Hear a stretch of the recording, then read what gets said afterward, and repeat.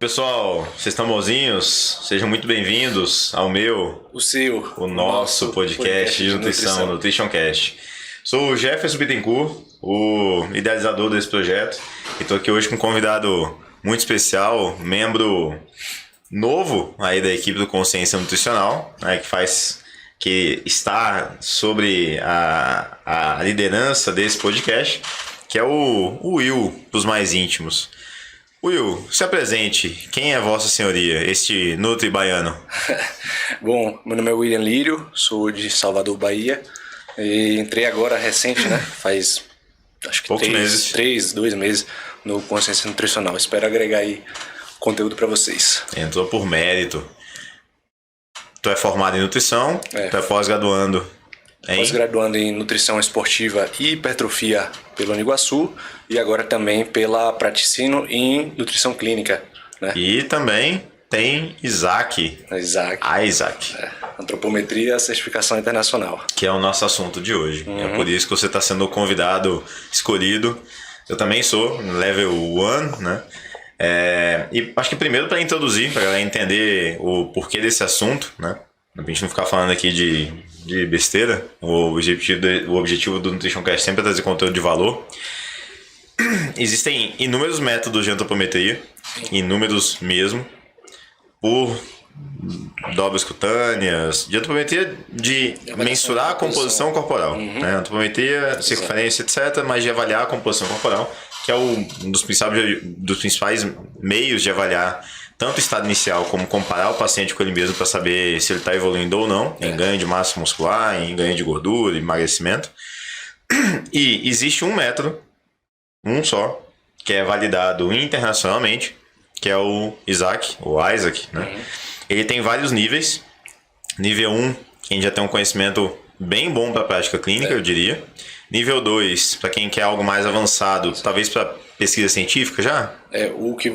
Acho que o que você já pode virar professor, já dar aula sobre isso, é no nível 3, salvo engano. Então o nível 2 ele traz um agregado maior, mas que para a prática clínica talvez não agregue tanto a mais assim, né?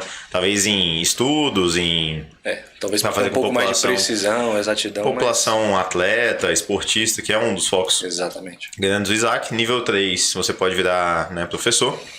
Mas o interessante dessa padronização é que, na teoria, se eu e o Will, a gente fez o curso, a gente vai usar o mesmo método e um equipamento validado, a nossa avaliação ela pode ser comparada mesmo nós sendo avaliadores diferentes.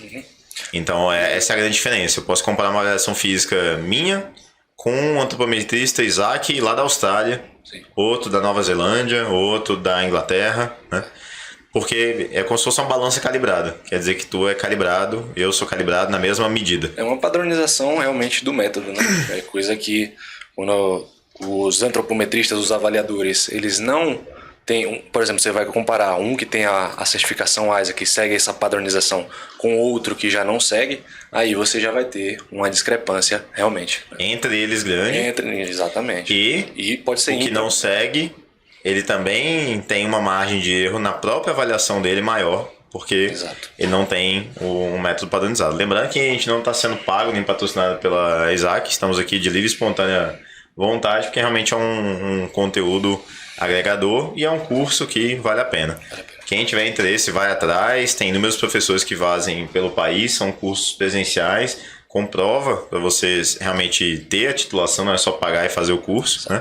E inclusive depois tem que fazer em pelo menos 20 pessoas, mandar o relatório para eles, enfim, tem toda uma burocracia que traz credibilidade para a instituição. Inclusive tem que ser validado, revalidado, né? A cada 4 anos a titulação. A reacreditação deve ser feita para conferir se o avaliador está mantendo as práticas, né? Uma vez que ele deixa de praticar, deixa de fazer o método, às vezes por não estudar ou esquecer, na reacreditação ele vai poder perder, né, o título dele. Exato, se ele não passar. Então vamos lá, dentro desse contexto, eu entender essa base, né, Will, a gente está entendendo que a avaliação por dobras cutâneas ela é um método bem interessante e vamos começar falando disso até. Quais você acha que são as principais vantagens de utilizar avaliação por dobras cutâneas para estimar a composição corporal, quando comparado com os outros métodos que a gente tem, seja os mais científicos, seja os mais da clínica, mais tecnológicos, né? Trazendo porque todo mundo acha que é arcaico, que dobra cutânea, você pegar um adipômetro e medir a dobrinha, é arcaico, antiquado, e por isso não é tão legal, tão chique, né? Então, trazendo para o contexto clínico, onde são normalmente mais utilizados a bioimpedância e a antropometria, a gente tem que levar em consideração que na bioimpedância os principais fatores de erro têm a ver mais com o avaliado, né? Enquanto com o paciente, enquanto na antropometria a principal fonte de erro vai vir do avaliador, do nutricionista. Isso se ele não for treinado, né? Uma vez que ele é treinado, ele pode minimizar. Então, assim, uma das coisas que a gente pode comparar, que na bioimpedância ela é um método de avaliação de composição corporal que você tem vários pré-requisitos para que você tenha uma precisão. Você tem que controlar o paciente. Exatamente. E aí, ingestão de água, comida, hidratação, tudo que altera o balanço hídrico, as refeições que fez no dia. Exatamente. Né? O uso de cafeína em dias anteriores. Diuréticos, bebida alcoólica. Tudo que vai oscilar o balanço hídrico corporal vai ter uma interferência. E se você mede de uma maneira na primeira avaliação, não fazendo esse controle, e aí porventura na próxima, né, ele muda o estado, fez uma 10 da manhã, na outra 4 da tarde. Exatamente. Ou até se na primeira você não controlou nada, ele veio alimentado antes de fazer a bioimpedância, e na próxima ele veio em jejum, foi cedo logo, não teve tempo de comer. Isso vai dar uma variação que às vezes não representa a evolução dele, né, na composição corporal. Representa mais uma disparidade um erro do método. Exatamente. E não da realidade. Isso realmente é para isso que entra a antropometria, com um método mais prático e mais econômico, né, do que fazer, por exemplo, uma sonografia também, né, uma ultrassom, né, que é um método que também é utilizado, mas que já tem um investimento muito maior. Sim, e como você pontuou, a grande vantagem das dobras cutâneas é que não depende de preparo do paciente. Tem pouquíssima coisa que interfere. Os artigos trazem isso bem enfáticos, né? Exato. Alimentação, horário do dia, pouco importa, pouco muda. O grande responsável pelos erros é o avaliador, nós, no caso. E aí que entra. Se você é bem treinado e usa um método validado, você minimiza isso quase a zero, transformando aquela avaliação em muito precisa e exata e fácil de ser feita, no sentido de que pode fazer de manhã, de tarde, de noite, isso, tendo alimentado, não estando, estando em qualquer período ciclo menstrual, etc, etc. Ela não sofre com isso. Né? Então, assim, o legal é alguns dos únicos cuidados que a gente deve ter na antropometria. Um dos poucos mesmo são, por exemplo, a gente pede para o paciente não fazer muitos exercícios extenuantes antes da avaliação. E, assim, alguns artigos relatam ciclo menstrual, outros também já dizem que não interfere tanto, então a gente baliza por aí, né? Mas realmente são todas, os fatores de erro estão no avaliador. No nosso controle. Exatamente. É isso que é o ponto, tá nas nossas mãos, literalmente. E beleza, entendemos vantagens básicas, desvantagens. Agora, o objetivo desse podcast é trazer um pouco mais a discussão da interpretação. Sim. Até porque no podcast ensinar a fazer... não tem muito o que fazer, né? Aí dá. Os treinos e as capacitações seriam presenciais, que tem embasamento teórico e prático, já que é uma avaliação obrigatoriamente prática. Indo para a interpretação, Will, o que você diria de visão mais macro, que você acha que são pontos mais importantes, que talvez gere confusão? Massa livre de gordura e massa magra, avaliação por 2 compartimentos por 4, enfim, enriqueça, agregue. É uma confusão que é muito comum, na verdade, entre vários nutricionistas, essa essa troca, né, de massa magra com massa muscular. Alguns acham que é a mesma coisa, sendo que não é, né? Quando a gente tem... É muito comum, né? A gente já viu, com certeza, algum amigo, ou você provavelmente já fez isso, eu também já fiz isso, tá? Que eu vou falar agora. Mas na interpretação de composição corporal, você vê, pô, o paciente ali perdeu gordura, né? Um percentual ali de gordura e aumentou massa magra, né? Em percentual. Aí você fala, pô, fiz uma dieta de recomposição corporal, tô arrasando, né? O cara tá ganhando ali, tô bombando. Só que aí o que acontece? Qual é o pulo do gato? Quando a gente diminui o percentual de gordura, o percentual de massa magra automaticamente vai aumentar. Porque tem que dar 100%. Eles tendem a dar 100%. Não, tende não. Tem que dar 100%. Tem que dar 100%. A massa da pessoa é 100%. Exatamente. Se a gordura cai de 20 para 18, a massa livre de gordura sobe de 80 para 82. Obrigatoriamente. E outro fator de confusão é que, por exemplo, quando a gente vai calcular massa muscular, a gente tem que entender que massa muscular é composto por uma fração grande de proteína, de água, de alguns sais minerais e uma pequena fração de gordura. Ainda tem glicogênio. Então, aí já o tecido adiposo é uma grande fração de gordura, uma pequena fração de água, proteína e também um pouquinho de sais minerais. Então, assim, só por aí a gente tem que diferir esses valores percentuais e os valores brutos. Mas se você quer avaliar, por exemplo, a perda de gordura e o ganho de massa muscular, talvez fosse mais interessante do que ficar só utilizando fórmulas para ver os valores percentuais que sempre vão chegar a 100%, né?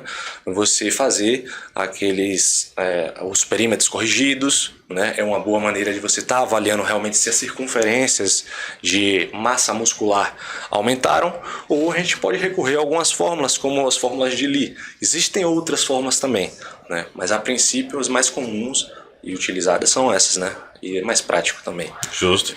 E na prática, assim, na verdade, até se você pega os percentuais e você calcula isso do peso total do paciente, você calcula o quanto ele perdeu ou ganhou em quilos daqueles percentuais, né? E isso já dá um norte. Se ele perdeu 5 quilos na balança e você calcula ele perdeu 3% de gordura, e isso dá que ele perdeu 3 quilos de gordura, ele perdeu alguma coisa além de gordura. E provavelmente perde água, um pouquinho da fração proteica, se a gente não estiver adequando a dieta do paciente direito, né? Importante dizer que esse processo de recomposição a gente precisa ficar atento com os macronutrientes, com a rotina de exercícios do próprio paciente. Então todas essas orientações precisam ser conversadas, né? Até para que você não frustre a pessoa. A pessoa fala, pô, mas eu achei que eu tava seguindo um plano e tal, e você às vezes passou algo errado, e aí a pessoa fica frustrada com o resultado. Estudar para minimizar esses erros. Né? Eu acho que um outro ponto que é válido trazer, Will, ainda nesse tocante à interpretação, né? Por exemplo, somar e você ter noção, na verdade, das limitações de todo método. Sim. Vamos supor que você use o Jackson Pollock 7 dobras. Não olha. Não vou julgar. Vamos supor que você usa o Jackson Pollock 7 dobras.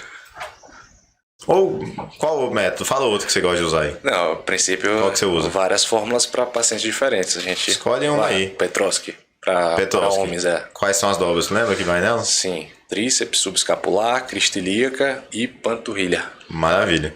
Ou seja, e não tem nenhuma fórmula, na verdade, que vai nenhuma dobra na região de quadril e glúteo. Sim. Nenhuma. E inclusive Petrovsky é as mesmas dobras para homens e para mulheres. Isso é verdade. Por que eu tô puxando esse assunto? Todo método tem suas limitações. Dobras cutâneas não são recomendadas para paciente com obesidade. Com dobras acima de 45 milímetros. No máximo ali, sobrepeso, lógico, de gordura, né? Porque isso é variável. Talvez obesidade grau 1 talvez entre, em grau 2 bem descartada. Segundo, pacientes que perdem gordura ou têm uma distribuição de gordura anormal.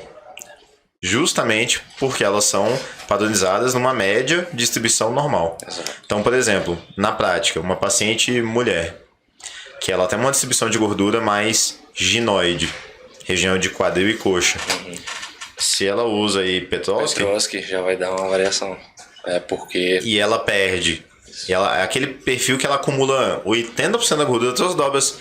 Coxa, panturrilha são altas, bem altas, 40 milímetros.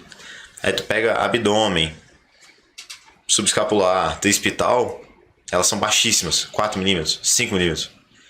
E ela perde lá 3 quilos. Aí tu calcula, tu usa petróleo, pega a panturrilha. E ela perdeu, cara, muita gordura em quadril. Tu pega a circunferência do quadril, ela perdeu 5 centímetros, 10. Coxa perdeu mais 5. No cálculo do percentual, tu vai ver, pô, mas baixou 1% só. Baixou.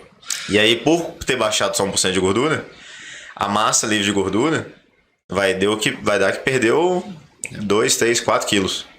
E se você não souber interpretar juntando as dobras cutâneas com antropometria e com a lógica da coisa, a clínica, você vai achar, poxa, perdeu massa muscular, extrapolando. Por limitação do método, de pessoas que têm uma concentração de distribuição de gordura a mais anormal. Escolha das fórmulas, assim. E até pra gente não ficar preso só na escolha das fórmulas, a gente entra também com a outra estratégia que é justamente fazer a evolução do paciente pelo somatório de dobras. Né? Somatório de dobras cutâneas você não vai nesse caso aferir... cai na mesma limitação. É a mesma limitação? Sim. Porque com somatório de dobras você... Ela não perdeu gordura em tronco porque está estável, porque ela já não tem pouco. E na panturrilha ela não acumula muito. Agora quadril ela perdeu pra caramba. Mas aí o somatório cai. Se ela não perdeu nas outras, por que vai cair? Porque o somatório de dobras vai medir pela... Quais dobras que vai medir? O somatório de dobras são todas. As que foram pegas. Isso, ela perdeu gordura onde não pegou dobra. Agora deu uma bugada. Deu aqui, confusão mental aqui. Rapaz. Não é? Eu posso usar qualquer fórmula nesse caso. Isso eu falo porque acontece com frequência, com alguns perfis de mulheres nesse quadro. Posso usar Pollock 7 dobras, nenhuma fórmula pega dobra em quadril. Sim. Nenhuma fórmula pega dobra em glúteo. Pega dobra em culote, que chama. Nenhuma. No máximo você vai pegar a coxa. Isso. No máximo. Petróleo já não pega panturrilha. Então, assim, é uma limitação. E por isso que a gente tem que saber, a gente tem que ter um olhar sempre o que está acontecendo na realidade e saber que a composição, a avaliação, ela tenta retratar a realidade. Com lentes sujas, às vezes, com lentes embaçadas. Sim. Então, por exemplo, nesse caso, se eu junto fatores de risco, quais são os fatores de risco para uma pessoa perder massa muscular? Fala alguns aí. Bom, para perder massa muscular, basicamente não ter uma dieta e rotina de treinos ajustada. Ela então, pode ser sedentária, não fazer treino de força, ter uma dieta muito hipoproteica e extremamente hipocalórica. Sono ruim, os indiretos, sono, desbalanço hormonal. Exatamente. Então a gente tem fatores aqui de risco que fazem... Você vai somando eles, a pessoa tem uma chance grande de perder massa muscular. Junto disso, você tem sinais e sintomas. Pensa aí em sinais e sintomas de perda de massa muscular. Por exemplo, se de sarcopenia. Aí é uma sarcopenia ao pé da letra, que já é um tema à parte. Que é ao pé da letra o quê? Perda de força e potência. Isso, entendi. Então, vezes, perda de capacidade. Perda de força no treino. Se está perdendo força no treino, é um sinal de perda de massa muscular, talvez. É um sinal. É um sinal. Né? E talvez o mais claro deles. Você avalia um contexto clínico, a pessoa não está exposta a nenhum fator de risco. Ela está ganhando força. Ela está treinando força e está ganhando força. Aí tu faz no cálculo, dá que ela perdeu 2, 3 quilos de massa livre de gordura, que você vai achar que é músculo. Faz sentido? E tu olha assim, ela perdeu muita medida onde você não pega a dobra. Que é isso, essa desbalança, essa perda não normal. A gente pensa no contexto. Cara, não faz sentido. Você pega os dados, circunferência muscular do braço. Tá estável, até subiu. Poderia calcular, mas que eu saiba não tem fórmula para isso, muscular da coxa. Seria relativamente fácil se você pegar a mesma base da muscular do braço. É pegar a dobra da coxa, circunferência e fazer uma estimativa. Entendendo que aquela dobra vai pegar o total igual no tríceps. Né? Aí você pega essas medidas e você não perdeu massa muscular. Isso é um fato concreto. Você não tem fator de risco, né? Você não tem sinais e sintomas. A avaliação está enviesada. Pode estar. Pode estar. Provavelmente ligado a um erro de referição também. Não. Há uma limitação do método. Tu tá meio chocado, né? Não, eu tô aqui. Tá tentando processar. Blow, Justo. O que você pensa que são outros fatores que a gente tem que se atentar na interpretação da avaliação física? Não, a princípio, você saber essa diferença, né, de percentual de gordura, massa magra, massa magra seria tudo que não seria gordura corporal, mas não massa muscular. Isso são um dos principais fatores de confusão, né? A princípio, você, para não ter nenhum viés na hora de aferir os resultados, você também se certificar de que está anotando certo, né? Porque às vezes a pessoa esquece, vê um resultado ali, vê uma coisa, anota outra. Tá fazendo e conversando. E aí acaba... Algumas vezes, vamos abrir o jogo, algumas vezes, tô fazendo ali, tô conversando, na hora de anotar eu já esqueci. Eu volto e refaço. Novo, exatamente. Exato. Volta e refaz. Melhor do que você fazer a anotação de um resultado que não é realidade. Exato. É um erro nosso também. Acho que uma variável importante, Will, que também vale complementar, é que se você vai pegar os percentuais Sim. e em cima do peso total vai calcular a massa daqueles percentuais, você está colocando uma variável volátil no meio, que é o peso. A partir desse momento, o resultado das massas ali vai depender do peso. Sim. E aí entra aquela discussão toda em cima do peso. Se eu tô pegando você na segunda-feira, teu peso tende a ser maior do que sexta. Por conta do fim de semana, glicogênio, água, não tem nada a ver com composição corporal em si, com mudança de gordura ou de massa muscular. Então, botando o peso no meio, tu cria mais um viés. E aí a gente tem que saber colocar isso no contexto e diminuir o viés. Se eu vou colocar o peso no meio, eu tenho que entender os fatores que afetam esse peso, para saber se não tem nenhum importante afetando. Isso acontece com frequência. Pega um paciente, vamos fazer a avaliação por dobra hoje. Cara, ontem eu fui no rodízio de pizza. Eu sei que isso não vai mudar as dobras dele. Sim. Mas vai mudar o peso. Exato. E ele fala, eu tô pesando toda semana e meu peso tá baixando. E eu ia aqui, hoje deu 1,5 kg a mais. As medidas no adipômetro provavelmente não As mudem. dobras As não. Circunferências corporais As circunferências um aumentar. pouco. Sim. Mas aí quando tu olha o percentual, vai ter caído. Porque ele perdeu dobra. Só que se você olhar a massa de gordura, pode não ter mudado tanto, porque o peso dele está mais alto. Então, gera mais um viés. Ter isso em mente e saber que... Vocês estão percebendo, né? A avaliação antropométrica é complexa. Eu diria, inclusive, muito mais na interpretação do que na aferição. Aí entra a gente ter aquele estudo e revisar sobre o assunto constantemente. Entender que existe uma divisão química, que é a divisão de percentual de gordura, sais minerais, proteína, água, e a divisão anatômica, que entra o tecido adiposo e massa muscular, por exemplo. Né? São duas coisas diferentes. Então, você sabendo disso, diferenciando isso, você evita cair nessas pegadinhas e até acabar caindo naquele erro de o paciente perdeu e fez em um mês perdeu 3 kg de gordura e ganhou 2 de massa muscular, parabéns. Às vezes é só um erro de interpretação do avaliador. Isso não acontece. E sem treinar. Sem treinar. E sem hormônio. Olha como minha dieta Eu sou bom demais, eu sou milagroso. Nutri, não. E paciente, abre o olho. Seu Nutri pode, inclusive, estar fazendo isso sem má intenção. Mas também pode não. Jeff, uma pergunta. Equipe, pergunta da equipe. Quando você observa. Não, a pergunta é pro Will. Claramente. Você percebe que em um mês o cara perdeu gordura e ganhou 4 kg de massa muscular. Você sabe. Você sabe. Tá fazendo amor com um mês. Como você orientaria, olhando a interpretação pro seu paciente, entendeu? Aumentou 4 kg, como é que eu vou explicar pra ele que não é massa muscular? Esse é o ponto.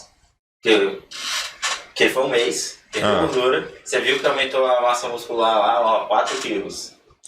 Provavelmente não aumentou a massa muscular, aumentou... Corporal, né? Recomposição corporal. Como é que você explicaria isso pro paciente? Esse é o ponto. Como é que você falaria isso pro paciente? Olha... Então, o que aconteceu aí foi provavelmente ele aumentou massa magra. Aí você vai explicar, ó. Provavelmente você perdeu gordura e aí no resultado houve um aumento, né? Que vai chegar a 100%. Se pegando pelo peso bruto dele, existe como você calcular, né? Pelo percentual de gordura você consegue calcular pelo peso dele o quanto que ele tem em quilos de gordura e o quanto que ele tem em quilos de massa magra, não massa muscular. Né? Para você saber se ele realmente ganhou massa muscular, você vai ter que fazer ou pelos experimentos corrigidos ou fórmula de Lee, que é uma fórmula que não é muito usada. Você tem que explicar, Matheus. Por exemplo, se é um paciente que ganhou peso na balança, no final das contas ele perdeu. Ele perdeu. Perdeu, né? Perdeu o peso na balança. Perdeu o peso na balança. E deu que ele ganhou 4 kg de massa. 4 eu tô extrapolando, né? Aumentou a massa muscular. Então, entra nessa questão. Esse é o erro. E outra, e lembra que... E aí é uma questão totalmente minha, o Will pode ficar puto comigo, mas enfim. A gente tem fatores que ainda são um pouco explorados pela ciência. Que seriam? Que interferem nas dobras cutâneas. Como inflamação do tecido adiposo. Ou inflamação, porque vai derreter um pouco mais de água. Exatamente. Ele vai ficar mais demasiado, isso vai aumentar a dobra. Ou seja, na primeira avaliação, as dobras, se o paciente tem um padrão alimentar muito ruim, elas tendem a estar superestimadas em relação à gordura real dele. Que está a gordura mais a inflamação. Se a massa livre de gordura é calculada posteriormente, que sempre é calculada depois, a massa livre de gordura vai ser subestimada. Que entra aquilo percentual. Se o percentual dele é 20, mas por conta da inflamação, na dobra, etc., tá 22. A massa livre de gordura dele real, na verdade a real é 80, sendo que o percentual real é 20. Só que não vai dar 80, vai dar 78. Porque ele tem 2% ali de inflamação, usando números teóricos para ficar talvez mais claro. Então a massa magra vai ser subestimada, a massa restante. E aí quando você pega uma segunda avaliação e ele realmente melhorou o padrão alimentar, ele conseguiu desinflamar, você vê claramente que as dobras estão mais soltas, a pele está mais solta. E aí às vezes nem perdeu tanto peso, meio quilinho, 1 quilo. Só que as dobras caíram muito. Cara, a dobra caiu muito, você nem perdeu tanto peso. Aí tu vê medida também não caiu tanto. Você vê a cintura 1 centímetro a menos. Porque ele não perdeu peso, não perdeu massa corporal efetiva. Mas a dobra caiu. Aí vai dar lá que ele perdeu 2 kg de gordura e ganhou 1,5 kg de massa magra. Aí você explica basicamente, olha, você viu que seu trecho está duro, tá? Você percebeu que seu trecho está rígido? Outro sinal dessa inflamação, outro sinal que é comum e pacientes mais sensíveis percebem, quando o tecido adiposo ou qualquer inflamação, o sinal de inflamação é o quê? Dor. Tem gente que reclama na primeira consulta de dor na avaliação. Ai, dói. Uma pinça que a gente faz aqui. Perna e tríceps. Perna, tríceps, subescapular. E aí depois na outra consulta tu vai pensar, não tá doendo menos. Algo bem subjetivo, merece mestrado, doutorado, pesquisar isso que eu nunca achei. Com relação, inclusive, de avaliação de dobra com marcadores bioquímicos, com esse fator de risco, com umas pessoas que não acompanham o condicionista e tem um perfil alimentar ruim, com pessoas que estão acompanhando com perfil alimentar saudável, acompanhar no início e depois. É um negócio que eu vejo claramente com vários pacientes, muito, né? É praticamente incontestável. Um paciente sem fazer treino de força, que perdeu meio quilo na balança, mas dá lá que ele perdeu dobra pra caramba. E ele perdeu dobra pra caramba. E aí? Sim, perdeu dobra cutânea. Ele pode... Despencou dobra. E pode ter sido porque ele começou a se hidratar mais, né? Perdeu gordura, tá mais hidratado. Lembre que água também faz parte da composição de massa muscular, né? Então, assim, a princípio, a perda de tecido adiposo é uma ótima maneira para você analisar e não ficar preso só nesses percentuais, né? Então, você acompanhar o paciente, mais uma vez falando, pela somatória de dobras cutâneas e pelos perímetros corrigidos é uma excelente maneira. E na verdade é livre dos vieses que são feitos pelas fórmulas, né? Porque cada fórmula vai ter um viés, um erro aleatório ali. Não são todas as fórmulas não são super precisas. Cada uma tem uma pequena margem de erro. E ainda corre mais erro ainda de você superestimar ou subestimar se você escolhe, entre aspas, a fórmula errada para o seu paciente. Porque não existe uma fórmula para calcular o percentual de gordura do seu paciente. Você Foi tem feita com a população que você está tentando encaixar. E você teria que, teoricamente, encaixar ele para que melhor... Recado final, Wilson. O recado final é estudar, que, assim, entender as limitações. Treinar também para fazer uma boa avaliação, né? De preferência com a galera que seja, né, referência aí na área, para você diminuir esses erros que a gente chama de erros aleatórios, né? Tanto na hora de pensar, na hora de marcar, seja lá como for, né? Tem vários tipos de erros aleatórios, e estudar para não ter esse erro de interpretação na composição corporal. É isso aí, para não enganar ninguém. E não frustrar os pacientes. Até porque esse tipo de resultado milagroso, ele não se sustenta. Não, na próxima ele é consulta, falseado. Na próxima, se você faz alguma coisinha diferente, ele já vai ver, tá inconstante aqui isso aqui. Agora estabilizou já. Passei então um puta resultado em um mês. No segundo mês estabilizou, já entrou no platô. Porra, meu nutricionista tá fazendo a dieta que não tá dando. O cara só funciona na primeira consulta.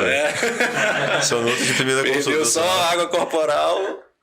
Emagreceu aí tudo que podia já. Quanto mais eu entendo sobre as limitações de antropometria, mas eu jogo em circunferência, que eu acho bem legal de acompanhar a evolução em circunferência. Muito. Eu entendo que há vieses de antropometria, de tudo, e eu faço antropometria. E circunferência também tem viés. Tem viés, mas você vai fazer a circunferência de cintura da pessoa depois de almoçar. Exato. Na dobra Ontem como é que tava a tua? Gigante. Por quê? Porque eu comi pra caralho.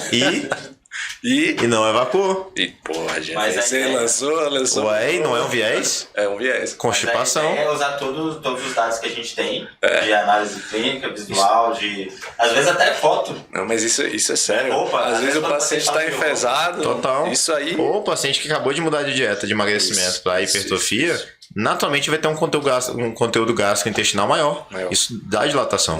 Querendo ou não. E aumenta a medida. Vai ficar enviesado. Por isso, aí eu tenho muita coisa polêmica. É muita coisa. Porque pra mim, como é que você tira esse viés da distensão? Você falou comigo uma vez, você usa uma...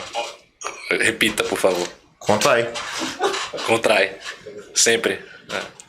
Você entende que quando você contrai, sem murchar e sem estufar, contraindo, você tá comprimindo qualquer viés que tenha interno? Sim. E o que vai interferir é só externo. Você tá padronizando. Exatamente. Você tá sendo... diminuindo viés. Preciso, no caso. Eu vislumbro muita coisa nisso aí. Eu tinha que fazer pesquisa nisso aí. Galera, foi um bate-papo rico. Muito obrigado, Will, pela contribuição. Tamo junto. Pessoal, não só esse conteúdo, como muitos outros, a gente tem inclusive na nossa pós. Lembrando, temos agora a nossa pós-graduação em Nutrição Clínica, chancelada pelo Consciência Nutricional, idealizada e concebida pela Prática e Ensino, onde eu sou coordenador. O Will, inclusive, está participando, né, Will?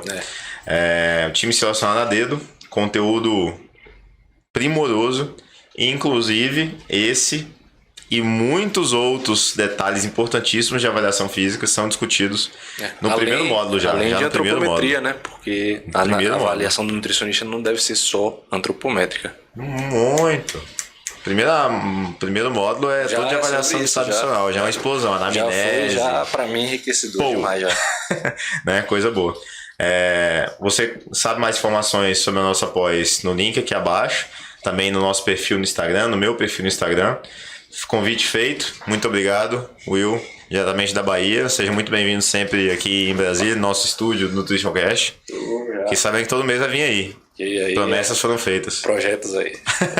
Pessoal, afago do Nutri. Até uma próxima. Valeu.